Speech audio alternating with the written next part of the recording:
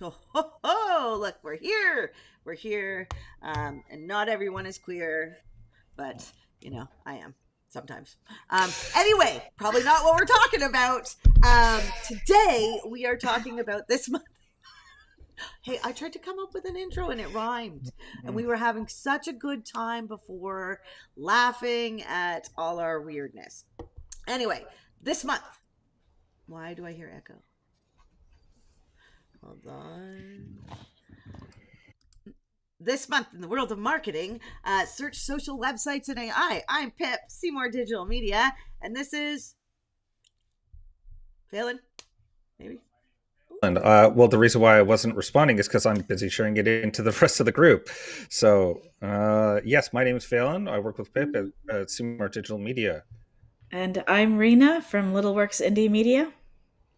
And last but not least, I'm Greg with Original 72 Creative. Never least. And every month we get on here and talk about marketing and all the things that are happening. We met on Tuesday and went over things. There's a lot going on, isn't there? Rena, you are out of the gate first this round because I know you had a lot going on in social and more. Yeah, so there are a few things. What have I got here? Oh, yeah.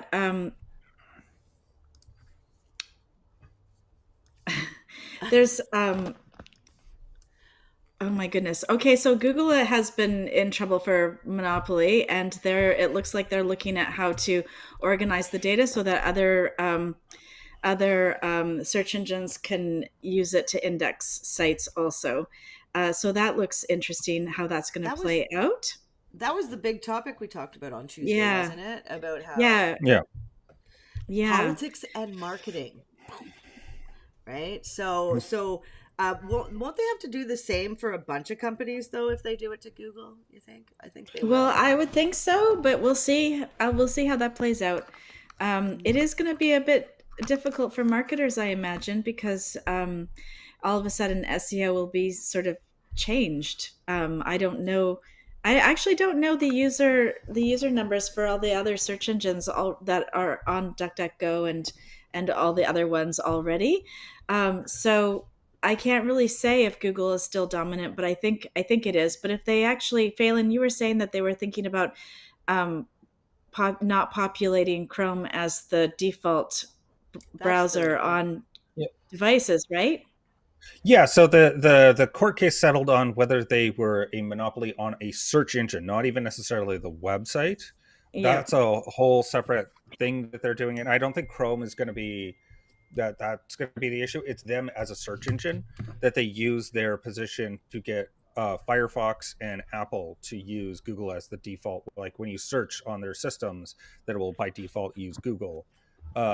And I think that was the crux of it, which is an easier case to settle because that was the Microsoft case from back in the day.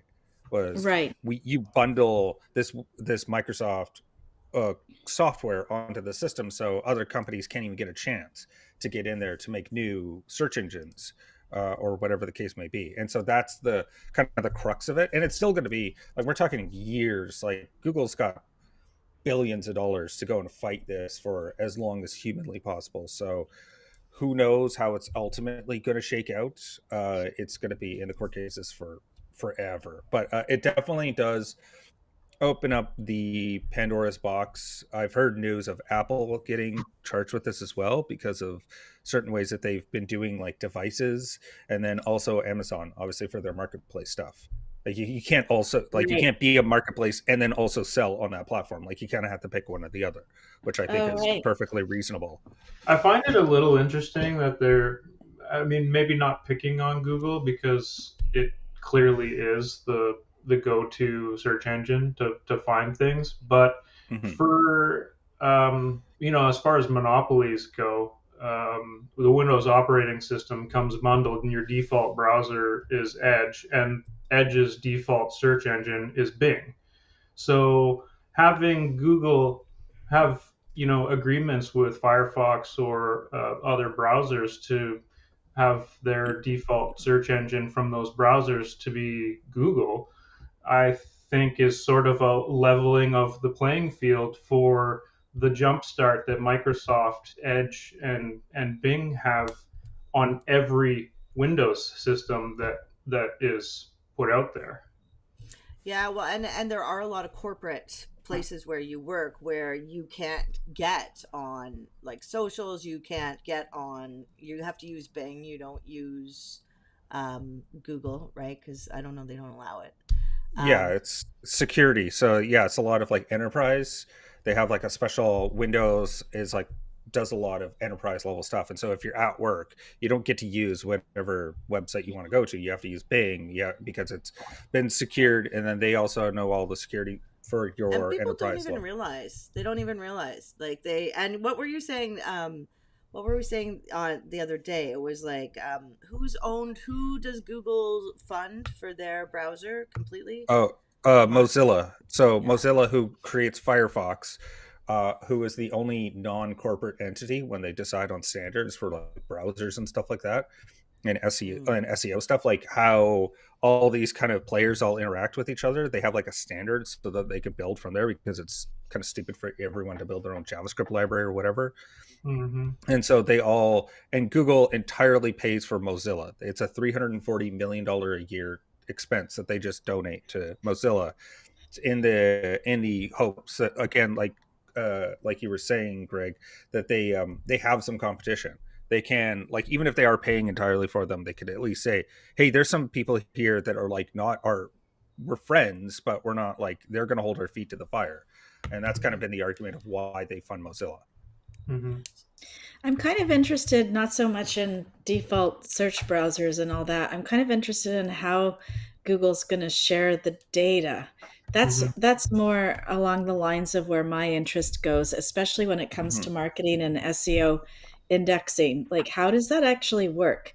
Is Bing going to give us a different, like, does Bing already? I mean, Bing already indexes us slightly different, but I don't actually go on Bing, so I don't really know that much. We do Yeah. some, yeah, how do they index? Because you guys are the SEO Well, specialists. So, take a lot of what they do from Google, but there wasn't a big Yeah, uptick when the AI started to be used, right? There wasn't an uptick for right, Bing, but there was an uptick for like Perplexity, ChatGPT as search, like being used more so. right. So we're seeing that more, but still most people use Google, and maybe that's just because of market share already. I mean, Mhm. most people use Google but not in China, because Google's not in China, yeah, right? Right. yeah. So, So with there was a leak about 4 years ago of Yandex's entire code base. that's right. And so what they had found when they, oops, What is what that? the, Who's yeah. is somebody mowing a lawn near you guys? You know what? It's me. There's a all the Oh, windows are shut. I can't do anything. okay. No, no, I'll it's all mute. good. Hey, I it's just wanted to life. confirm It's awesome. that I'm not going crazy like I I'm am doing hearing that. background noises. Uh, so when Yandex released got their database released, they people went through it, and then they found that they were roughly like they said it was like 70% the same results, which is pretty close to what they got on Google based on what they were assuming. And so what they kind of figure is, because these guys all, again, Yandex, Mozilla, Google, and Bing all actually sit down and like coordinate the SEO and like what should we have as ranking signals. They're not going to be identical overlap, but they do coordinate like, hey, we should like rank this up. We should like promote this type of stuff. So when Eat came out, that was across the board because they all kind of agreed like, hey, we need to do something about like this problem Mm. with authoritativeness. Ooh, Uh, that takes us to our next topic. Haha. Search algorithm update, the core update. Yeah, you guys heard about that?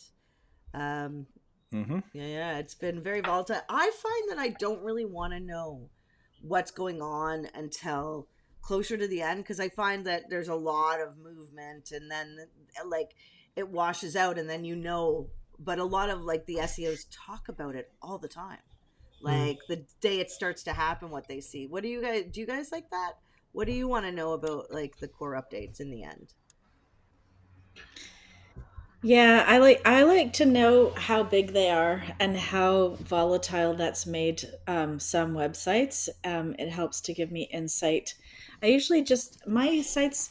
There's really the only time I noticed a huge shift was last March. There were quite a few clients Mm. complaining about their paid ads, but it didn't end up being anything from their paid ads. It was their organic leads that had dropped in that algorithmic shift in March, I guess it was. Um, Hmm. Other than that, and then I did notice maybe a couple of years ago, I got a ton of phone calls. Well, maybe a ton. Okay, handful. I got a handful of phone calls from people that were on the page one, and then all of a sudden they were dropped because they were Yeah. working with some other service providers, and that got me a few new clients. So okay, that's not me. Yeah, yeah, that one was definitely Pip. There's a dog like 2 kilometers away barking on one of the farms, and then they decided, oh, that means we should be barking. Yeah. Um, yeah, Okay. it's but I would agree with Pip that I really hate when they do like the core updates and stuff like that, because you're at the whim of whatever's going to shake out, and Yeah. you're doing your best, and then all of a Or you're sudden, like, doing nothing and you know you're going to fail. And but there is something to say about this, which is if you feel like you're not going to do well, don't go jumping in fixing things right now. Just No. wait. Like you got a Yeah. 2 to 3 week window of waiting, seeing where you fall, and then working towards correcting. It looks like it's so far they're saying it's a lot of content sites. So yeah, I sites trying to rank just to rank. So Um, that's the key. And I think we need to always go back to this one point. The best plan for your website is to create a good website, right? Like, don't be scraping content, don't be using too much AI. Make sure there's value, and value means your perspective, your what you bring to the subject matter in addition to what's already out there. Like, you don't want to be repeating what's already out there, and only best practices, because you need to add your little secret sauce in there for it to be different and to be mhm. interesting. You know, It's I that think is hmm, true. And following like the guidelines that people teach, right? Like there are things you do in every article that's that you true. should do on your website, That's true. just so that it gets found. So yeah, Yeah, so there are just some, fundamental like things I think we should do. you're talking about like H tags and alt And text and all that link, stuff. yeah, So we internal, do have. external linking. Yeah, so we actually didn't we just do we just did there are actually a couple of lives or videos replays that are available that talk about what you should have on your blogs if you're doing your own blogs and you want to make sure that you're set up okay for SEO. We should probably put that link in the comments below. I'll probably go find that link that I think All is right. good. We've actually started collecting the links of everything we talk about, so we'll be sharing those as well after the podcast live. Are we We going to can organize it in a spreadsheet so people can find things by no. topic? If Oh. you want, if you want, I guess I I'll didn't be know you were. doing that. Yeah, I guess I'll yeah. be doing that.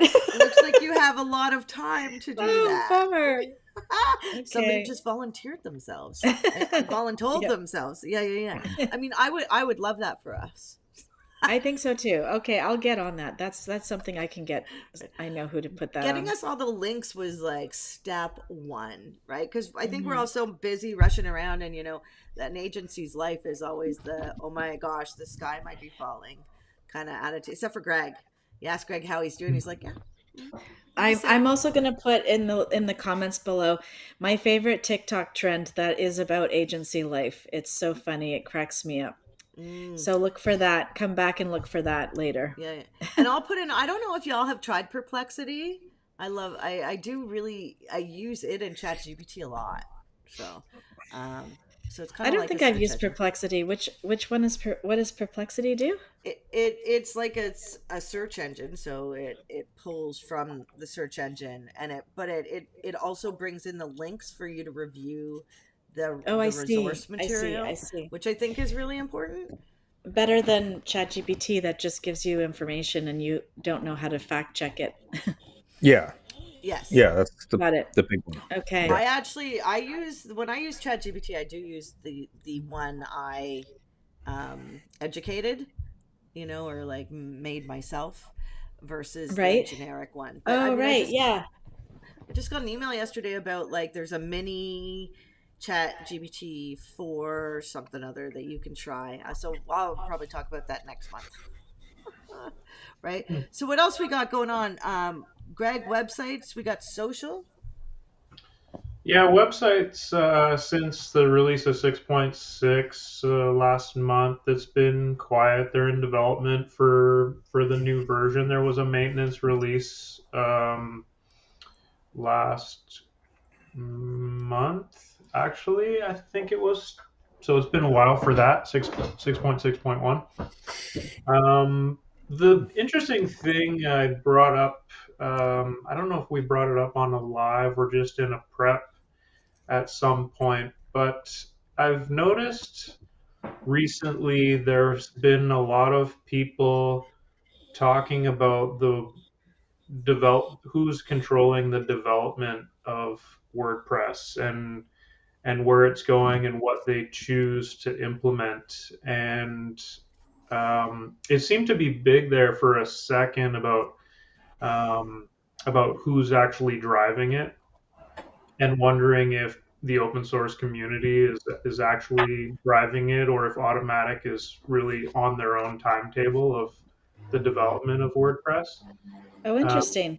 Another thing with WordPress that's come about also is because of new block themes. The block theme editor experience in WordPress is a different UI than the normal WordPress. And people are pushing to get a more unified UI. Like if they're moving forward with the UI that you experience that you get with the block themes, they're pushing for WordPress to basically unify the entire back end experience to the new UI experience before they continue putting in new development. Because there is a little bit of a difference in the new experience you get with the block theme. And I know probably there's a lot of people that don't use block themes yet and maybe haven't even seen what it looks like. But it's a substantial different look to what current um, admin looks like for WordPress, and people want it to be the same so that it's a unified system. Hmm. You That'd be you nice. yeah. Yeah. I have a question actually. You know how back in the day when you wanted a blog and you did a blog for like WordPress and it would have like myblog.wordpress.com, right? And that you could have it for free. Can you do the same with Squarespace or Wix? Yes. Thank you. Really? Okay. I'm not sure it was Squarespace, but definitely Wix. I'm pretty sure they both have free versions to upgrade to. But as soon as Mm, you put your own domain in, you're upgraded. That's yeah. sort of the Then first step. Yeah. Yeah. yeah, that's the first step to owning your own Yeah. domain. Yeah. And Yeah. that which is awesome, right? Which is awesome. Mhm. Thank you for answering that question. I really wanted Yeah, no problem. to. So there was another social thing that I wanted to talk about that I see at the bottom that I almost forgot about. Meta is not upgrading, updating its ad algorithm. And it's a bit strange, the conversion campaigns. So what it does is it gives more weight to conversions that occur only one day from when the user clicks. So that conversion window time where usually you have somebody clicks, and it could be, usually you used to be able to choose that window, and it could be up to like 30 days or even beyond, where you could decide that you want to track all of the conversions that happen on the website between that click for 30 days. And And so now it looks like they're going to be weighting those as two separate categories, which is going to really make the conversions. Well, first of all, the conversions, I feel like the conversion numbers are not going to match equally in Google Analytics. I haven't figured out what that's going to look like in Google Analytics. So you might have to make sure you're checking Google Analytics if you're only relying on the ad insights on, or whatever they call them, ad results on Meta itself. But I would make sure that you're checking what that looks like and make sure you've got all your information set up to go to analytics. Um, I but think it can that's a also lot make like it, Facebook or Google, right? yeah, it's like they take each other's stuff all the time. So, and I feel like Even their what's, or developers. yeah, and what's being suggested is that that might make it seem like the ads are costing more. I'm not sure if that means that the ads will be costing more, because if you actually organize that bucket larger and account for all of it, then it should look pretty much the same. But if you're looking at conversions only, and the conversions are only for one day, then yes, that will make it Hmm. more expensive. Um, Which will so stress some that's people out, totally, it'll stress business owners out. right? um, yeah, Well, there so are that's only what I two. have. There, it feels like a lot of the time there's only a couple options if you want to advertise, right? There's Hmm. Google, there's Facebook, which is Facebook and Instagram. You'll hear people say, "Well, Hmm. I hate Facebook," and they'll just want to do Instagram, not realizing that they're owned by the same person or Hmm. same group. And I mean, what else can you do? Pinterest ads. Oh, You I can mean, do Reddit TikTok ads, ads. Reddit TikTok, ads. Reddit, and LinkedIn, Yeah, LinkedIn's a bit depending on. expensive, yeah. And yeah, I mean there's all sorts of ways to do marketing. You don't just have to do Mhm. the advertising, but when you pair it with advertising, it seems to do better all the way around in on Well, it's both faster results platforms. completely. Yeah. Yeah. And you're in control of who you're targeting. When you do organic, you're sending it out to only a segment of your population that has joined you. And those people might not be your target audience. For example, I follow a lot of pages that I have no intentions of ever buying from, just because I'm curious to see what they're doing, or I'm supporting friends' businesses and liking their stuff. But and that can be useful too, actually, because then it sends it through my list of friends on Facebook. But it is a faster route, and technically, organic with paid is always the best, is my in my opinion. If you're Yeah. asking. Hmm. Yeah, well, I wasn't, but it's true. What do you think about people selling on TikTok and doing the live streams? Like I see this lady selling. Mhm. It's not an MLM, but it's like selling a course. So you buy the course once and then you resell the course to other, I feel like affiliate but it's marketing type, not, it's not a JV similar. venture. Yeah. It's actually like, I don't know, but she's on TikTok like live all day. Well, does she have the license to resell it? I don't know, it seems like a reseller program. Yeah, it must be a reseller program, because Yeah. she wouldn't have the license to resell it otherwise. That's usually in the contract when you're buying something. You can't just resell it, like photos, even, stock photos. That's a big Mm, one. Yeah. So if she has a license, then I feel like that's fair game, because mhm. that person who originally sold it has set up that system to be resold. Maybe I'm they get kicks a percentage on the sales, or maybe there's an arrangement there. I don't know. I'm fine. probably. The things that bother me about online selling is um, affiliate programs where the percentage is just so low, or when the percentage changes. And that's often what happens in MLMs, is the percentage changes. So only the top people actually benefit, because they got in early, they got a bigger percentage. And then they always do this thing where they max out with the number of people, and they change the payout options, the payment options. And that's usually when the first group of people move to the next MLM and start that up. So that's an issue that I have. And then all the small people on the bottom that aren't really aware of how the whole system works, they just cobble together and not Try to very make much it work. money. Yeah. Yeah, I feel that's where I feel it's a problem. But online sales, I'm down with, unless it's something illegal Well, there's a lot of great or things. I mean, unethical. look at all of us. 40 years ago, none of us would have had the jobs we have today. Well, maybe the developers. Well, 40 years ago, Yeah. I was Well, having I was doing much more. Yeah, you were yeah, younger, 40 years doing ago we different were young things. and silly. So, yeah, Right. that's true. But we would be doing something else though. Right. So I I mean, don't know what that would be. there is a lot of great abilities when you do become a marketer online, right? Like picking your poison. Is it Facebook? Is it Google? Is it websites? Is it AI now? AI is huge. I mean, Hmm. and really does help with starting people out with building content or getting ideas or bridging stuff. We use AI and prompts and scripts now, so we can change our Google Sheets to do things we want, and then we can use AI to help build our ads, with the clients, which has There's been this other amazing. neat. So I like it when the examples are really concrete. And there's this really great example of how to use AI in automation that I came across that I'm looking forward to implementing myself.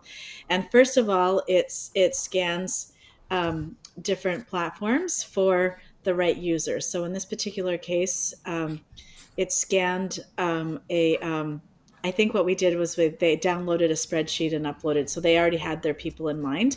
And but you can scan like LinkedIn or something like that. You find the right people based on targets, and then you set up an email campaign, and it's all automated and organized through AI. And I But think that and this, sorry. don't you need permissions for the emails? Yeah, and if you, well, yes and no. So if it's found publicly, then yes, for sure.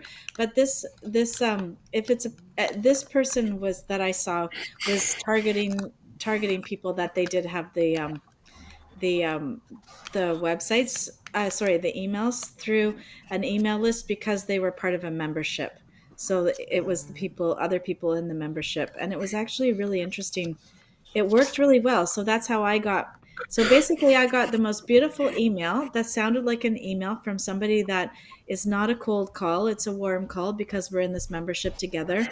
And basically, the email was so friendly and so like on point with what I'm doing that I actually booked the call Okay, immediately. I want I to didn't see even that. I think want to about it. see that. And yeah, I know. I think you should. And so what ended up happening was I had the impression that I was having a very high touch communication with this person who was going to help me and who I wanted to meet in Toronto. And and when I got on the call and he explained how this all worked, it was all automation.